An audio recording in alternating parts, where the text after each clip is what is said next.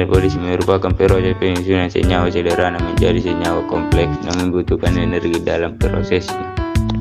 Contoh anabolisme antara lain adalah fotosintesis dan kemosintesis. Fotosintesis terjadi pada sel-sel tumbuhan yang memiliki kloroplas, membutuhkan cahaya matahari dan CO2, serta akan menghasilkan oksigen dan glukosa. Sedangkan kemosintesis sumber energinya dari bahan-bahan kimia, contohnya nitrifikasi.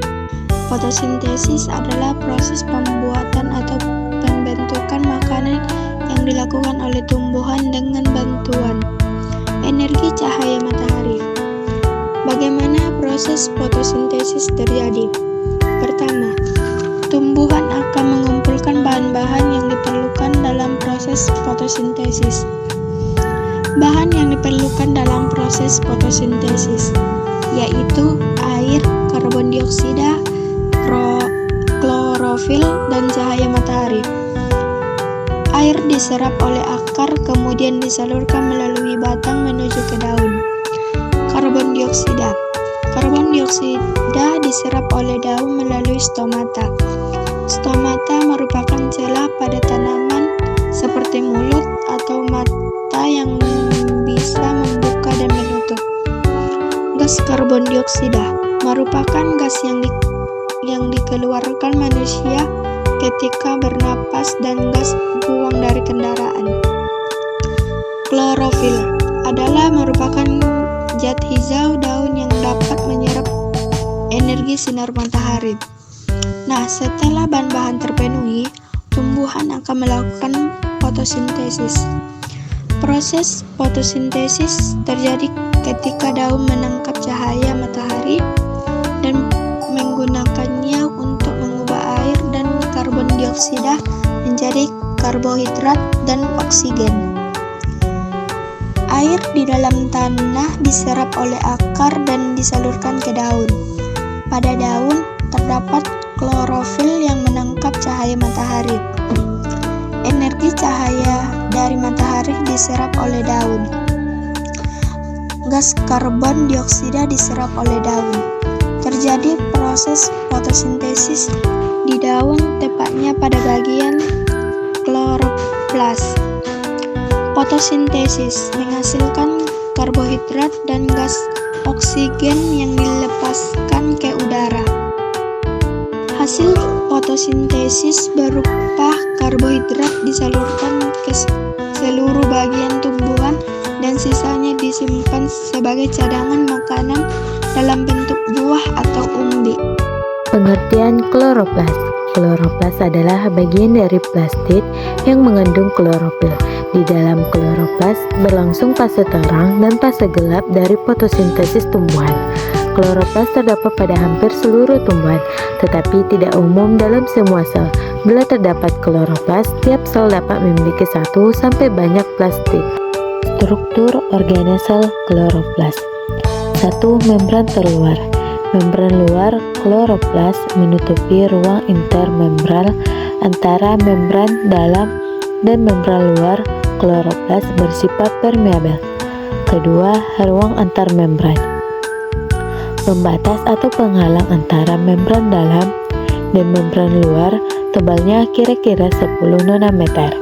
Membran ini permeabel terhadap senyawa-senyawa dengan berat molekuler rendah. Yang ketiga, membran dalam. Pembatas atau penghalang antara sitosol dan stroma kloroplas. Membran dalam permeabel terhadap sukrosa, sorbitol, dan macam-macam anion. Keempat, stroma. Stroma merupakan bahan dasar atau matriks kloroplas tempat terjadinya reaksi gelap fotosintesis untuk penyimpanan hasil fotosintesis yang berupa amilum atau pati. Kelima, tilakoid. Pelipatan membran dalam membentuk struktur seperti tumpukan piringan yang saling berhubungan sebagai tempat reaksi terang dan juga berperan dalam menangkap cahaya matahari guna proses fotosintesis. Keenam, granum. Granum bagan yang berupa kumpulan tilakoid yang bertumpuk-tumpuk seperti uang logam yang mempunyai fungsi sebagai tempat berlangsungnya reaksi terang fotosintesis. Ketujuh, DNA plastida. Bagian kloroplas yang merupakan gen pembawa sifat pada plastida berfungsi untuk replikasi kloroplas serta juga pembelahan sel kloroplas. Yang kedelapan, ribosom. Bagian dari membran dalam kloroplas yang mempunyai fungsi untuk sintesis protein. Kesembilan, plastoglobula. Senyawa kimiawi yang terkandung di dalam kloroplas. Senyawa plastoglobula tersebut tersusun dari lipid yang berbentuk globul. Fungsi kloroplas. Kloroplas sebagai tempat untuk proses fotosintesis. Fotosintesis tersebut memerlukan energi cahaya matahari yang diserap oleh klorofil untuk bisa diubah menjadi energi kimiawi untuk kemudian disimpan dalam bentuk karbohidrat atau senyawa organik lainnya yang sangat penting dan dibutuhkan tumbuhan. Reaksi yang terjadi pada fotosintesis seperti 12H2O tambah 6CO2 tambah cahaya menghasilkan C6H12O6 atau glukosa ditambah 6O2 ditambah 6H2O. Reaksi fotosintesis terbagi menjadi dua. Yang pertama reaksi terang, yang kedua reaksi gelap. Reaksi terang terjadi di gerhana yang membutuhkan cahaya matahari, fotolisis, pemecahan H2O menggunakan energi cahaya menjadi ion hidrogen dan molekul air yang menghasilkan O2, ATP, dan NADPH2. Sedangkan reaksi gelap terjadi di stroma sumber dari reaksi terang O2, ATP, dan NADPH2. Fiksasi mengikat CO2, penyusunan atau pengombinasi lain hidrogen dengan karbon dioksida yang menghasilkan karbohidrat sederhana. Berikut adalah gambar proses reaksi gelap dan terang pada kloroplas. Hasil akhir fotosintesis berupa gula sederhana. Senyawa ini perlu diubah menjadi gula lain yang lebih kompleks atau misalnya sukrosa. Hasil lain dari proses fotosintesis adalah oksigen yang dilepas ke lingkungan melalui stomata yang digunakan oleh makhluk hidup lainnya untuk bernapas. Fotosistem.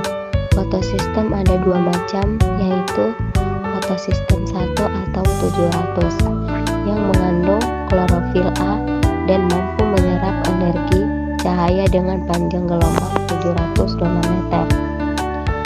Fotosistem 200 atau 680 mengandung klorofil A dan mampu menyerap energi cahaya dengan panjang gelombang 680 nanometer. Di dalam reaksi terang terdapat dua macam aliran elektron atau fotoposfolilasi pada reaksi terang, yaitu fotoposfolilasi siklik, fotoposfolilasi non-siklik. Fotoposfolilasi siklik memiliki ciri khas di mana elektron melepaskan posistem 1 pada akhirnya akan kembali lagi ke posistem 1. Pada fotoposfolilasi siklik juga hanya menggunakan satu fotosistem, yaitu fotosistem 1. Jadi, ketika fotosistem 1 menerima cahaya, maka elektronnya akan tereksitasi dan diterima oleh reseptor primer. Setiap elektron yang tereksitasi akan menghasilkan ATP.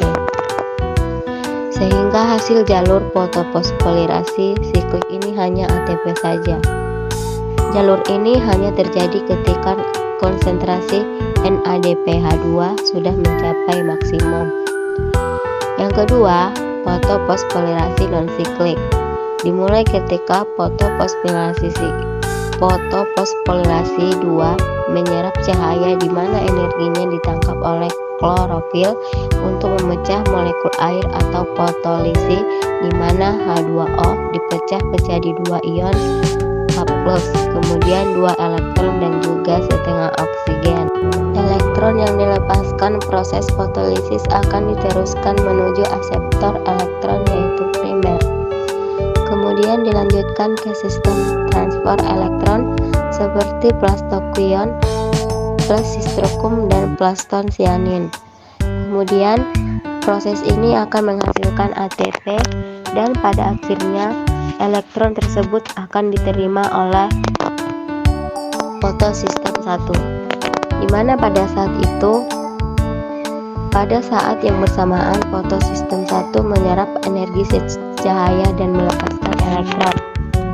Elektron tersebut diteruskan ke aseptor primer selanjutnya, predoksin, kemudian elektron ditangkap oleh NADP+ dan ion H+ dari fotolisis akan berikatan dengan NAD+ membentuk NADH, jadi fosforilasi monsiklik akan menghasilkan ATP, NADH2 dan oksigen, di mana oksigen